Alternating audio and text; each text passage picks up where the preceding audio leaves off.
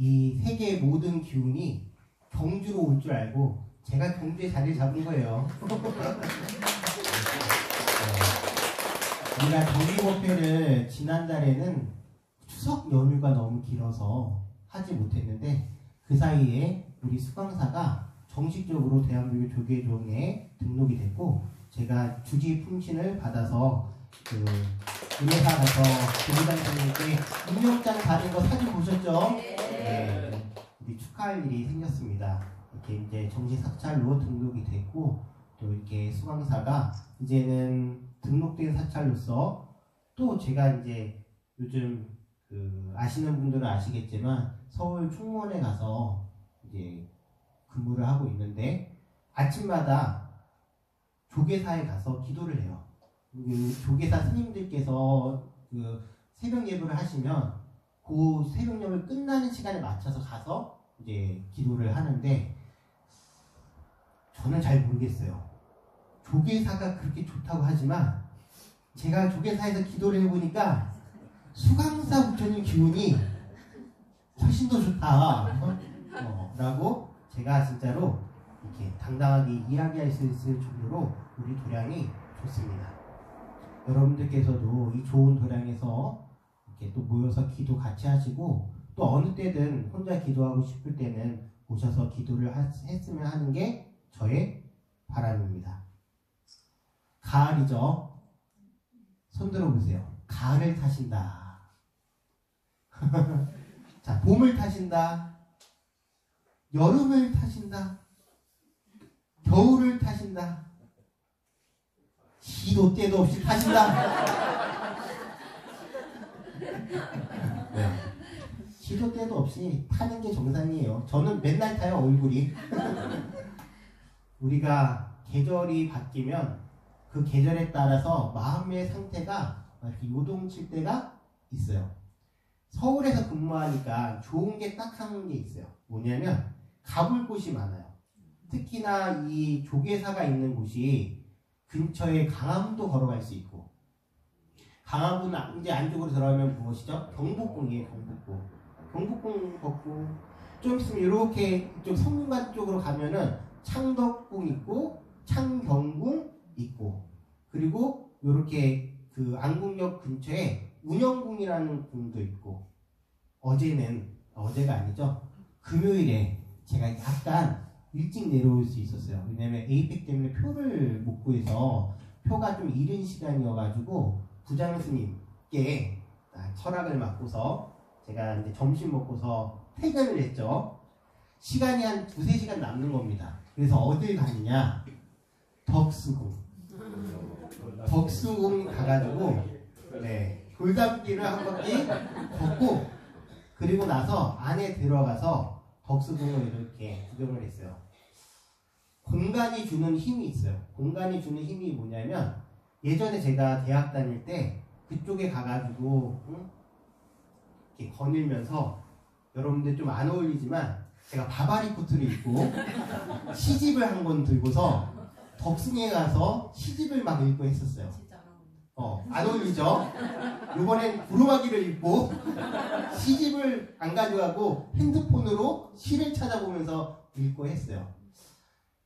예전에 공간에 이제 추억이 있었던 공간에 가면 그때의 감정이 잠깐 일어날 때가 있어요. 대학 시절에 저는 솔직히 거짓말 하나도 안 못해서 우울의 정점을 찍었어요. 그렇기 때문에 출가를 했겠죠.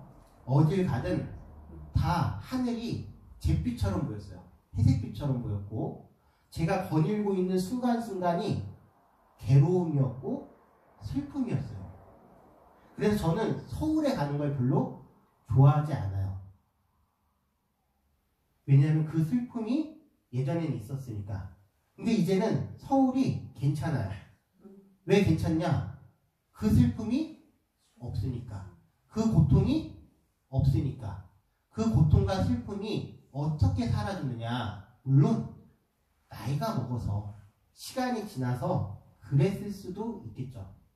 하지만 저는 근본적인 해결책으로서 출가가 저에게 그 모든 괴로움과 슬픔을 벗어나게 해줬다라고 굳게 믿고 있어요. 그 이유가 뭐냐면 제가 출가를 하기 전에 뉴질랜드에 가서 있었던 적이 있었는데 1년 정도 살았어요. 거기서 절을 다녔어요. 환희정사라고. 우리 유학생들이 외국에 나가게 되면 교회든 절이든 가는 이유가 있어요. 뭐 때문에 그러죠? 밥 주니까.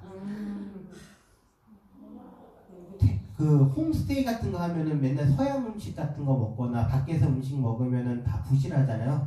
근데 교회를 가거나 한국 교회 또는 한국 절에 가면은 된장찌개도 나오고 김치도 나오고 하니까 밥 먹으려고 우선 가게 되는 거예요. 저도 된장찌개랑 김치찌개 먹고 싶어서 절에 갔죠. 이름이 환희정사였어요. 이름도 너무 아름답죠. 환희정사. 은혜사랑 관련이 있어요. 혜인 스님께서 창건한 절이에요. 출가 전에 거기서 2년이 돼서 제가 은혜사 와서 출가를 하게 됐는데 그때 거기 계셨던 스님께서 저는 그때 출가 전이니까 청년이죠. 무엇을 부탁을 했냐면 가시나무 덩굴이 너무 많았는데 그것을 제거 좀 해달라고 했습니다. 거기 안에 들어가면요 온몸이 다 상처 투생이에요. 왜냐하면 가시 덩굴을 지나쳐야 되니까 이걸 막 긁히는 거예요. 처음엔 하기 싫죠. 왜냐하면 밖에서 있으면서 제가 노동이라는 걸 별로 안 해봤어요. 그냥 책 읽고 펜대 잡고 뭐 이런 일을 하다 생긴 것도 곱게 생겼잖아요. 네? 어려운 일이라는 걸 안 해보다가 인정. 네. 가가지고 그걸 하는데 처음엔 좀 힘들어요. 그래서 아유 하기 싫어가지고 법당에 딱 들어갔는데 이상하죠. 법당에만 들어가니까 눈물이 그렇게 나오는 거예요.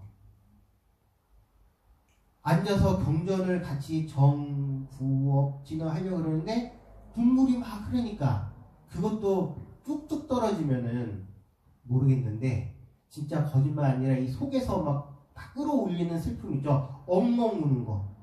엉엉 우는 슬픔이 막 배어져 나오는데 창피해서 거기에 앉아있기 힘들어서 안 되겠다. 가시덤불 속에서 싸워야 되겠다 해가지고 그거를 막 제거하기 시작했어요.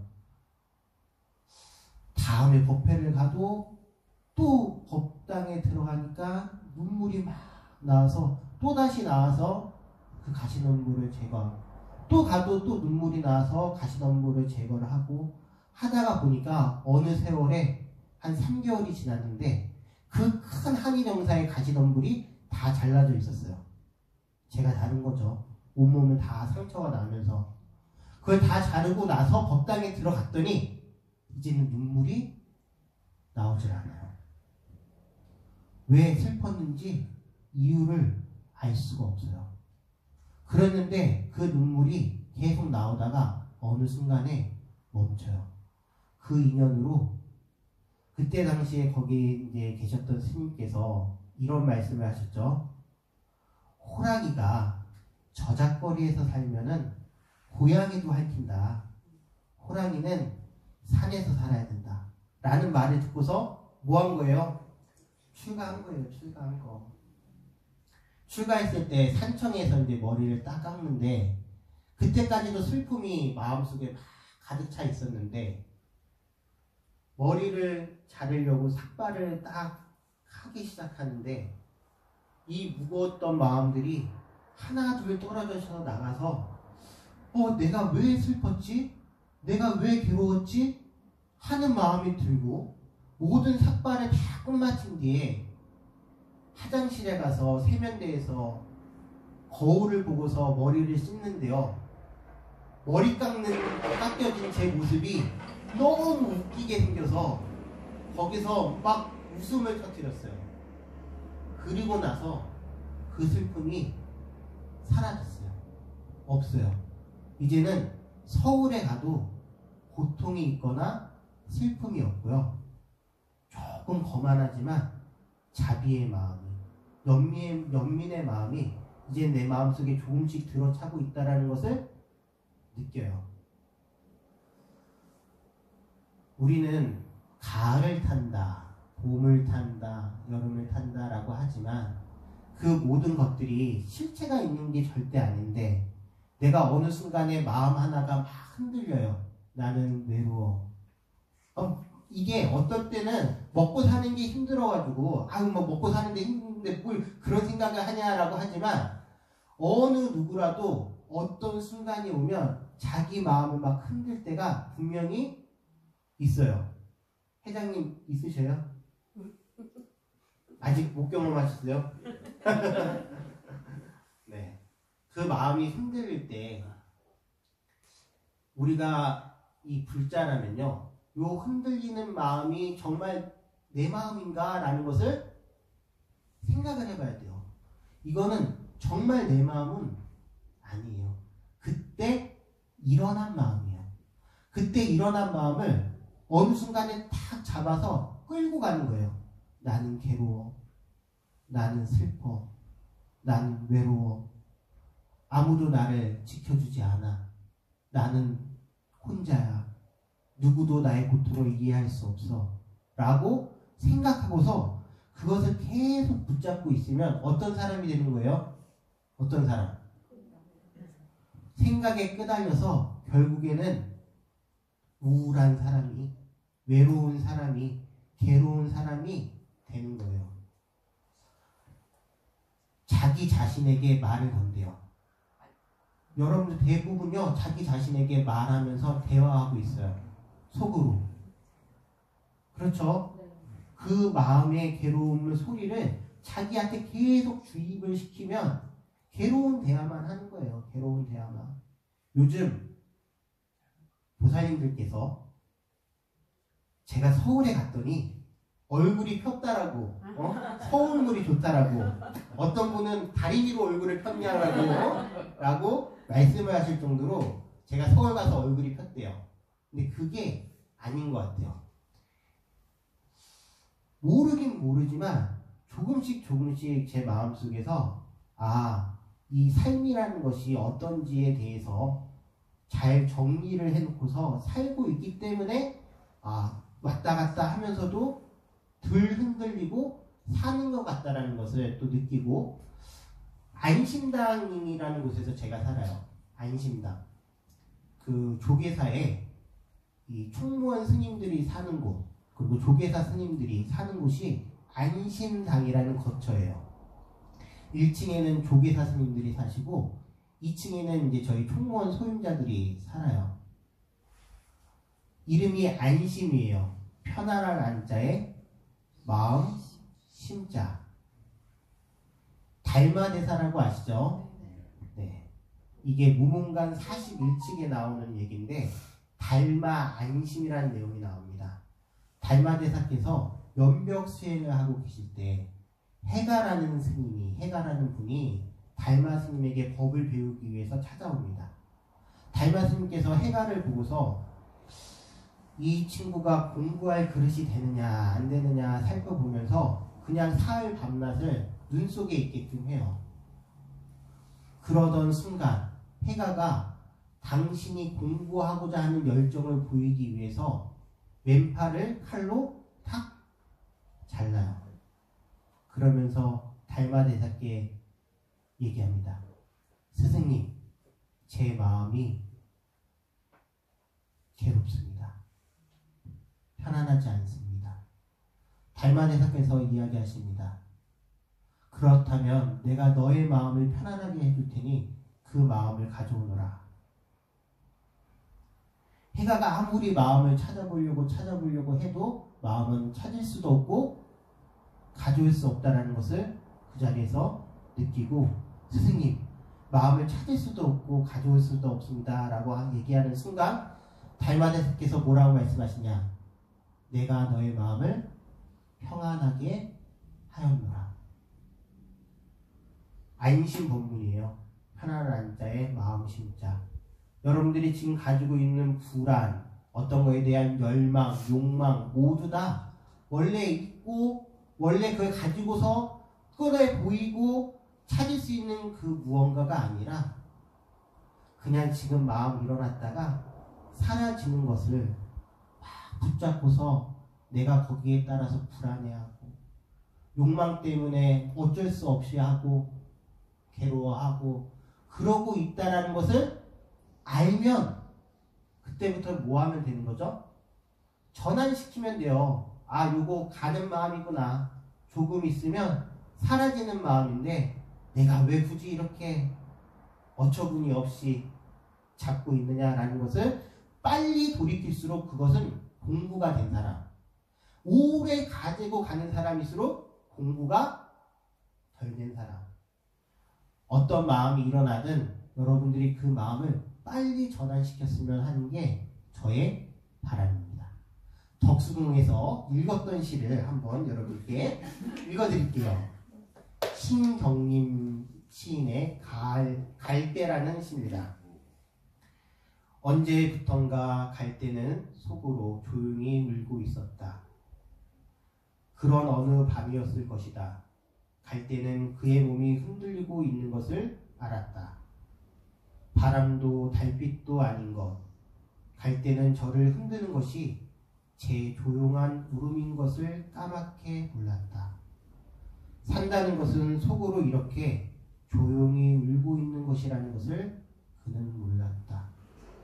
우리가 살면서 이것저것 흔들릴 때 외부에서 막 오는 것들이 날 흔들리게 하는 게 아니라 내 마음속에 있는 것들이 나를 계속 울고 있게끔 하고 있다라는 거. 그 울음을 그칠 수 있게 하는 사람은 자비와 연민으로 자기를 사랑하고 보다듬을 수 있는 사람만이 마음의 평안을 가질 수 있다는 거 여러분들 꼭 기억하시기 바랍니다. 법문은 마치고 공지를 좀 할게요.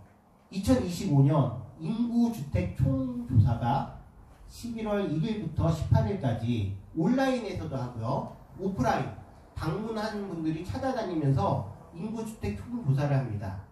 10년에 한 번씩 하는 이 조사가 왜 중요하냐면 종교를 조사해요. 불교인지 다른 종교인지. 우리는 무조건 불교 열심히 참여해가지고 그냥 어떤 주변에 있는 사람도 등 하나 달았으면 또는 불교 절에 가면 마음 평안해진다는 사람한테 인구 주택 총 조사할 때 불교라고 꼭 체크하라고. 이게 집기가 나서 불교 인구가 늘어나면 국가 정책을 펼 때 반영이 돼요. 그렇기 때문에 매우 중요한 조사이기 때문에 여러분들의 적극적인 참여를 부탁드립니다. 감사합니다. 오늘 법문을